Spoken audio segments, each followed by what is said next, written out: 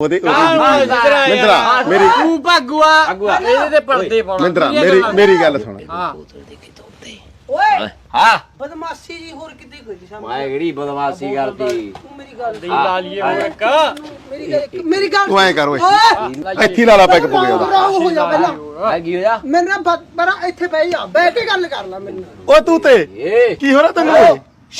ਬਹੁਤ ਚੱਲ ਰਹੀਆਂ ਤੇਰੀਆਂ। ਕੀ ਹੋ ਗਿਆ ਇਹਨੂੰ ਕੰਜਰ ਦੇ ਦੌਰਾ ਦੂਰਾ ਤਾਂ ਨਹੀਂ ਪੈ ਗਿਆ ਇਹਦੇ ਓਏ ਥੱਲੇ ਬੈਠ ਹੈਂ? ਥੱਲੇ ਬੈਠ ਦੌਰਾ ਦੂਰਾ ਤਾਂ ਨਹੀਂ ਪੈਂਦਾ ਤੇ ਭਾਗੂਆ ਜਰਦਾ ਉੱਥੋਂ ਮਾਤਾ ਰਾਣੀ ਤੋਂ ਸਮਾਨ ਚੱਕ ਚੱਕ ਖਾਈ ਜਾਂਦਾ। ਹਾਂ। ਅਸਰ ਤਾਂ ਹੋਊਗੀ ਹੁਣੀ ਚੀਜ਼ਾਂ ਦਾ। ਹਾਂ ਕਰਤਾ ਹੈਲੋ ਕਰਤਾ ਠੀਕ ਹੈ ਚੱਲ ਚੱਲ ਹੈਂ?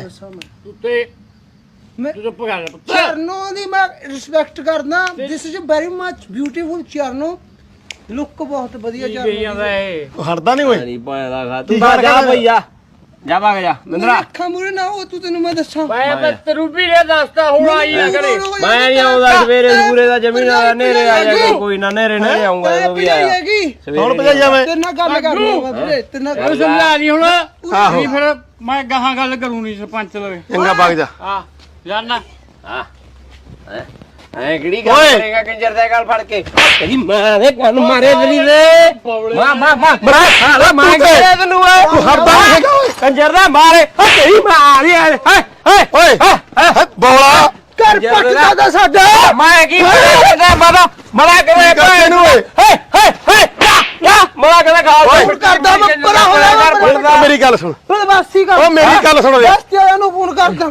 ਓਏ ਕੀ ਹੋ ਗਿਆ ਢੋਦਾ ਬਣੇ ਫੋਨ ਕਰਨ ਦਾ ਬਸਤੀ ਵਾਲ ਨੂੰ। ਮੈਨੂੰ 6 ਮਹੀਨੇ 7 ਮਹੀਨੇ ਹੋ ਗਏ ਆਏ ਨੂੰ ਮੇਰੀ ਕਦਰ ਨਹੀਂ ਪਾਈ। ਸਾਲਿਆ ਅਗਵਾ। ਇੱਕਦਮ ਬੌਲੇ ਤੇ ਜ਼ੋਰ ਵਾਲਾ ਇਹ ਚ ਕਿੱਥੇ ਪਕੜ ਸਾਲਾ ਪਰ ਓਏ ਓਏ ਨਾ ਨਾ ਨਾ ਕੰਜਰਾ ਮਾਰੇਗਾ ਤੂੰ ਤੇ ਕੀ ਹੋ ਗਿਆ